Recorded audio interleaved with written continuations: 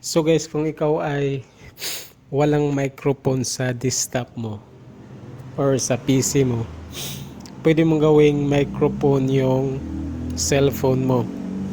So, madali lang to guys. Ito yan.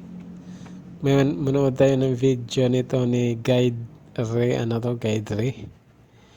So, ang app na to guys ay tinatawag na Wow Microphone or Wow Mic. So, free lang to siya. Kailangan mo lang i-install to sa PC mo. Ayan. Ang gawin mo dyan is gawin mong client yung PC mo.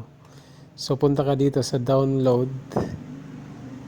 Off natin. Download. May dalawang option dito, iPhone at saka Androids. So, ayan, i-install mo lang to, file. Tapos, pagkatapos mo install, i-open mo. So, yan, pagkatapos mo, ganyan, finish na siya, finish. I-open mo siya ngayon, i-open mo na siya.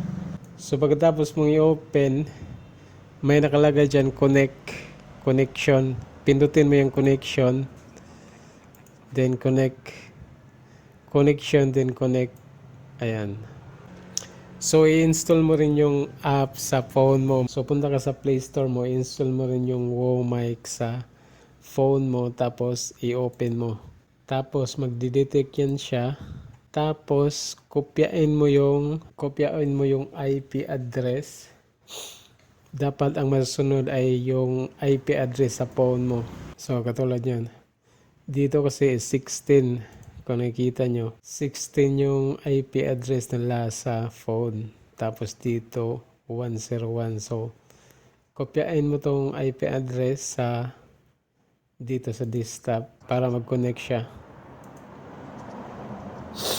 So, kung mag-connect na siya, i-set mo na yung settings mo sa Wow Mic. Dito sa sounds mo, under sa microphone, dapat Wow Mic yung nakalagay. So, katulad ko, ang ginagamit ko ngayon is Wow Mic na. So, ito yon kung titignan nyo. Ayan, Wow Mic to.